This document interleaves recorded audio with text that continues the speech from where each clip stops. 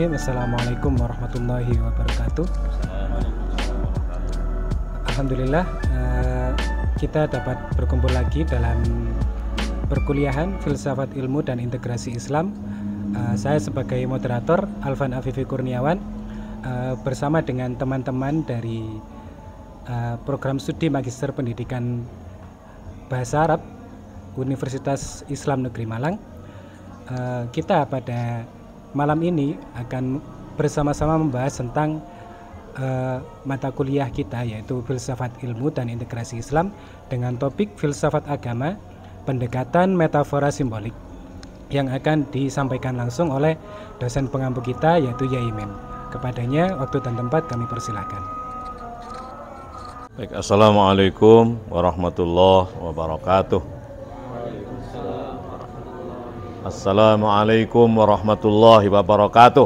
Waalaikumsalam warahmatullahi wabarakatuh. Baik, kita lanjutkan kaji kita tentang filsafat agama, ya.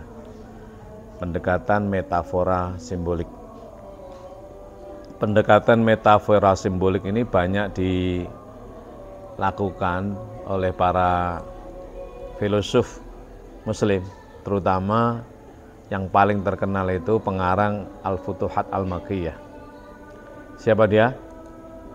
Syekh Muhyiddin Ibnu Arabi, yang terkenal dengan Ibnu Arabi. Bukunya Al-Futuhat Al-Makkiyah. Beliau memaknai bahwa kata-kata itu semua simbol. Simbol. Nah, di balik simbol itu ada makna. Ya, di balik simbol ada makna. Satu contoh misalnya, Abu Jahal itu simbol penolakan terhadap ilmu. Abu Lahab adalah ekspresi seseorang setelah menolak, simbol nafsu lawwamah. Abu Jahal simbol nafsu ammaroh. Ammaroh itu belum terekspresikan, ya, masih dongkol di dalam itu, yaitu simbolnya Abu Jahal. Apakah Abu Jahal itu orang bodoh? Tidak. Dia itu Abu Al-Hakam. Apa? Abu Hisham dengan sebutan Abu Al-Hakam. Orang yang penuh hikmah itu. Sampai orang mau mendirikan rumah saja itu bertanya kepada Abu Al-Hakam ini. Ya toh? Maka dia sebenarnya itu percaya dalam hatinya bahwa Muhammad itu utusan Allah, itu percaya. Buktinya hampir setiap malam Abu Jahal itu mengintip, ingin mendengar suara-suara yang keluar dari mulut Nabi. Sampai satu ketika Abu Jahal ini pernah tubrukan dengan Abu Sofyan. Dalam gelap malam, kan belum ada listrik kan, merunduk-runduk, sama-sama ingin mendengar suara yang keluar dari lisan Muhammad, karena indah itu loh. Tubrukan, dua gitu ya, baduk pada baduk. Ya, mana siapa berani? Nah, akhirnya ketemu, dan disitulah ada pengakuan. Sebenarnya saya percaya dia bukan orang biasa, dia utusan Tuhan. Muhammad itu pasti utusan Tuhan, nggak mungkin kata-kata semacam itu keluar dari orang biasa. Gitu. Tapi apa kata orang nanti, kalau sampai saya percaya sama dia, orang-orang semua akan pindah ke dia kan? Dan selama ini apapun konsultasinya akan ke saya. Kalau sampai saya mengakui dia sebagai utusan Tuhan, maka orang yang biasa ke saya jadi ke dia. Ya, berarti kan mengakui kan, hatinya mengakui. Tapi karena gengsinya, dia lakukan semacam itu. Perlawanan yang luar biasa. Abu Jahal. Jadi menolak ilmu yang dalam dadanya. Lalu Abu Lahab. Abu Lahab itu apa? Lahab ini kan sudah membara kan, api kan. Abu itu orang, Lahab itu yang Abu Lahab itu simbol nafsu lawwamah. Sudah diekspresikan, perlawanan yang diekspresikan. Itu simbol. Itu adanya di Makkiyah. Nah, oleh karena itulah maka buku karya Ibnu Arabi ini disebut dengan Al-Futuhat Al-Makkiyah. Artinya apa? Penaklukan Makkiyah. Penaklukan bangsa Makkiyah. Apa bangsa Makkiyah itu? Ya simbolnya Abu Jahal dan Abu Lahab itu. Ada dalam diri kita, Abu Jahal, dia harus ditundukkan, Abu Lahab tidak terjadi. Maka Quran itu hanya ada surat Abu Lahab, tidak ada surat Abu Jahal. Kenapa? Karena Abu Jahal itu masih tersimpan, amarah, bisu, dongkol, belum kelihatan. Tapi kalau lawamah Abu Lahab sudah terekspresikan, apa? Mencela, ngolok-ngolok. Maka ada surat Abu Lahab, Al-Lahab. Ya enggak?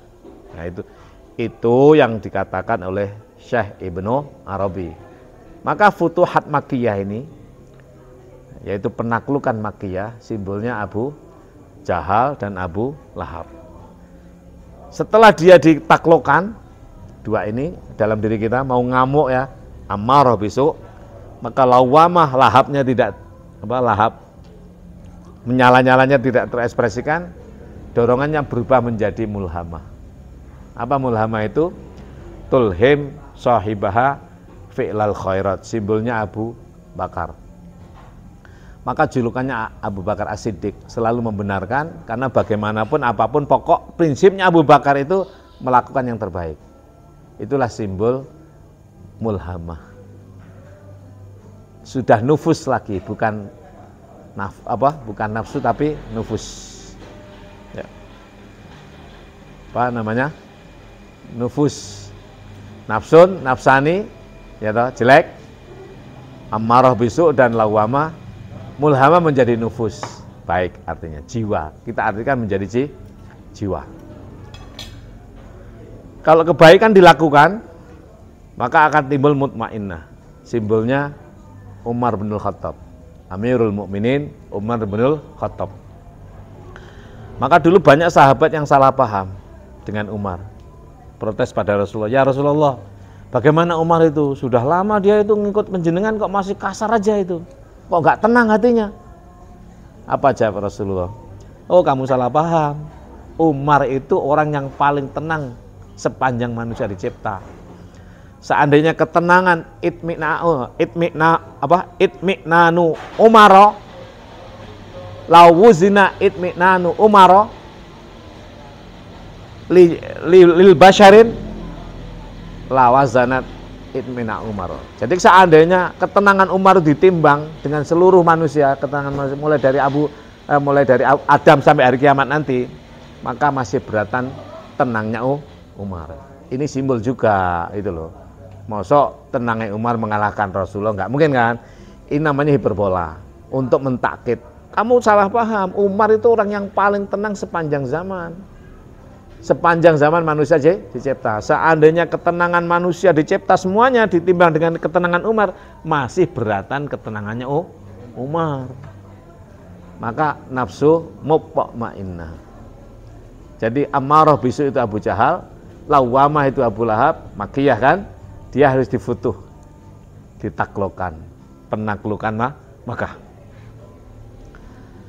Baru muncul namanya mulhamah, yaitu Abu Bakar, julukannya As-Siddiq. Selalu As-Siddiq dia, selalu benar, apapun bagaimana benar.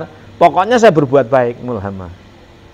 Nah, mulhamah perbuatan baik terus dilakukan, maka akan melahirkan namanya mutmainnah, simbolnya Umar bin Khattab. Keras kayak begitu itu, tenang dia.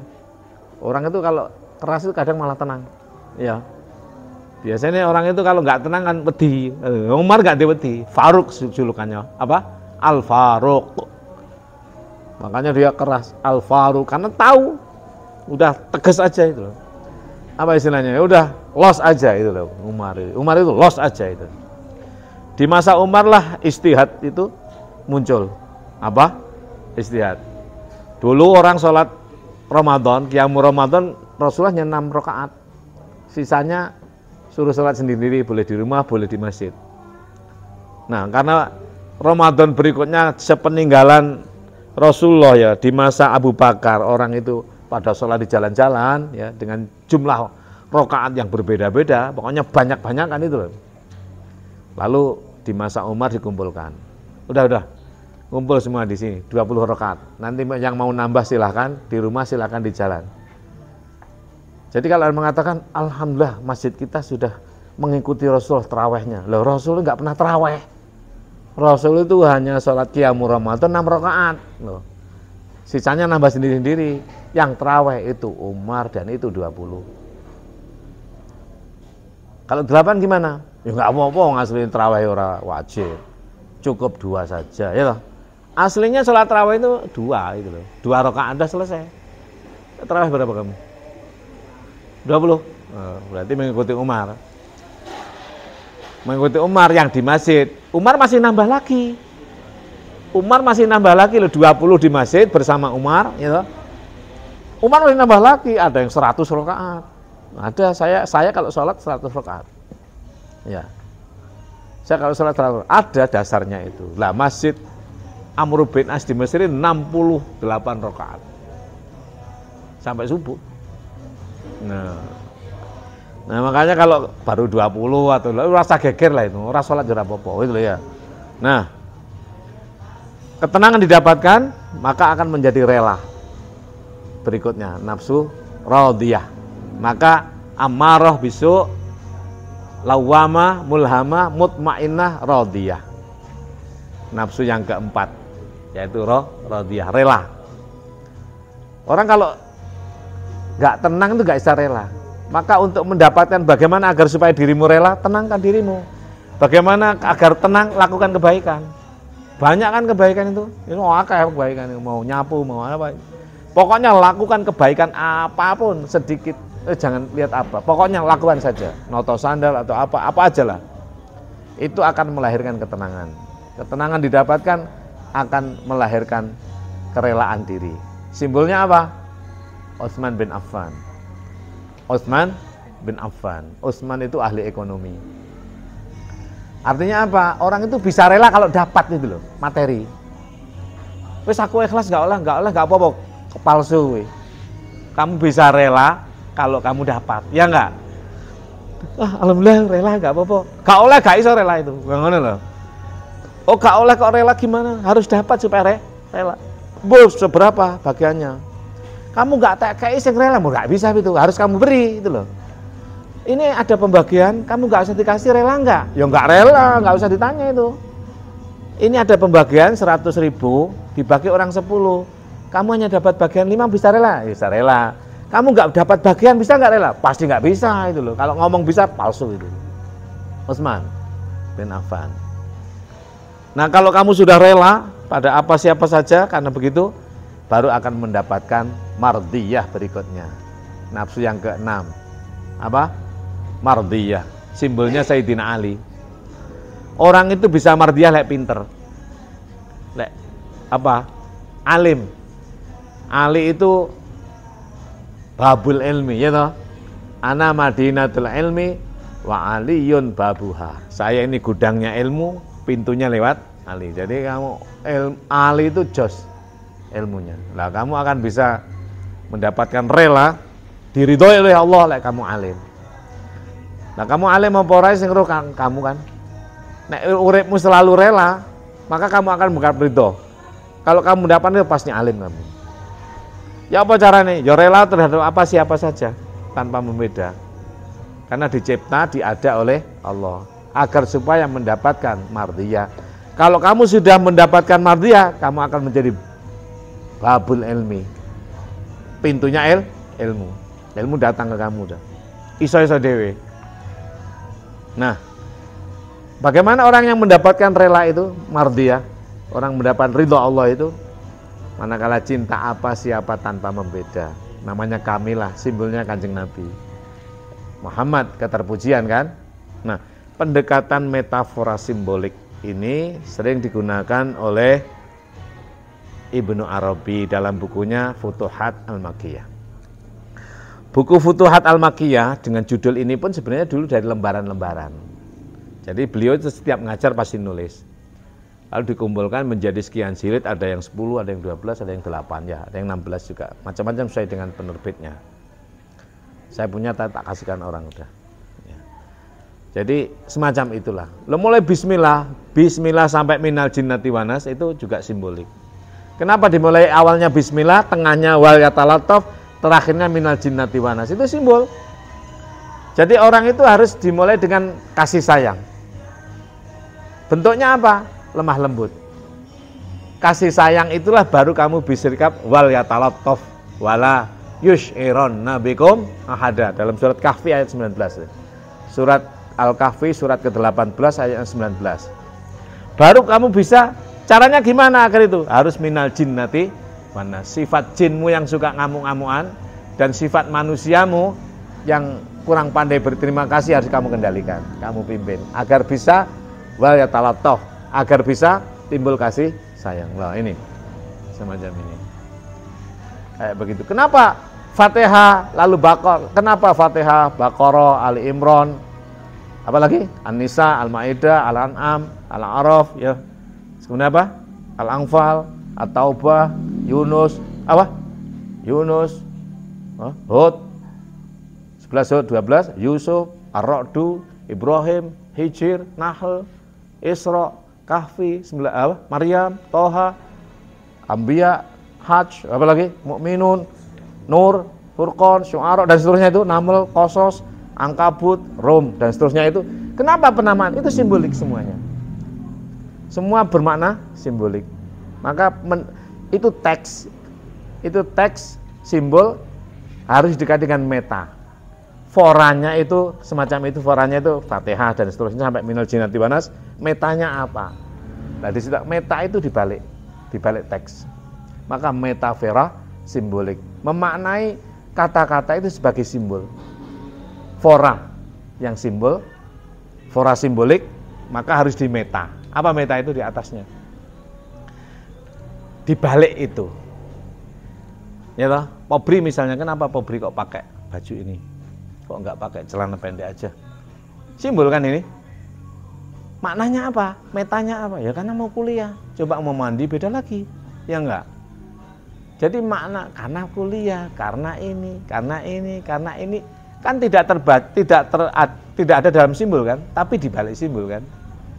Kenapa saya pakai baju ini? Kok nggak pakai singlet aja? Ya itu simbol kan. Loh. Maka jangan tekstualis, jangan tekstual, jangan lafziyah, tapi maknawiyah bahkan apa? Badi kan. Maka pendekatan kita itu tidak hanya bayan. Bayan itu simbolik, bagaimana yang simbolik bisa ma'ani, agar supaya apa? Badi, konstruksi kan. Badi itu Allah Maha Badi, mencipta sesuatu yang tidak ada contohnya. Nah, kalau kita ya ada contohnya. Dari mana itu? Dari bayan, ma'ani, menjadi badi. Islam, iman, ihsan. Itu syariah, thariqah, hakikat. Baru ma'rifah, ikon. Nah, maka pendekatan metafora simbolik yang ditawarkan oleh Syekh Ibnu Arabi ini luar biasa dalam rangka mendekati agama. Teks agama itu sebenarnya kan teks agama itu kan din itu dogma kan, ajaran kan. Dari mana kita mendapatkan ajaran itu? Dari teks. Apa itu? 30 juz, 114 surat, 6 buku hadis itu, Muslim, ya kok Muslim, Bukhari, Muslim, Tirmidzi, apalagi Ibnu Dawud, Nasai, Ibnu Majah, ya toh. Masih ada Musnad Ahmad, masih ada dan lain sebagainya, ada Romi dan lain sebagainya. Ya itu teks, itu bayaniat, dia harus didekati dengan ilmu ma'ani. Untuk apa? Ilmu ma'ani ojo disuguhkan, yang kamu sungguhkan adalah al-badi. Apa badi itu? Suguhan. Wujudnya apa? Mantik. Mantik itu bisa tulisan, bisa omongan. Maka pertimbangan orang ngomong itu bayan, ma'ani, badi, mantik atau tulisan. Bisa dipahami nih? Maka pendekatan metafora simbolik menjadi satu keniscayaan dan sebuah temuan kecerdasan yang ditemukan oleh Ibnu Arabi. Dan buku ini dikaji seluruh dunia. Berapa menit mah? 18 menit. Ya, saya kira udah cukup ya. Saya kok berdek toh jam malam ini. Lapar saya. Nah, dilanjutkan dengan tanya jawab aja sambil ada yang bertanya sambil makan. Baik, waktu saya kembalikan kepada Gus Alvan selaku moderator. Ini tanya jawabnya langsung apa? Beda nanti ditutup aja dulu. Baik, alhamdulillah luar biasa sekali penjelasan dari Yai Mim. tentang metafora simbolik. Tak terasa waktu sudah lama kita jalani. Akhirnya saya sebagai moderator mohon maaf apabila ada salah kata maupun ucap. Saya akhiri sesi ini dengan bacaan alhamdulillah rabbil alamin. Wassalamualaikum warahmatullahi wabarakatuh.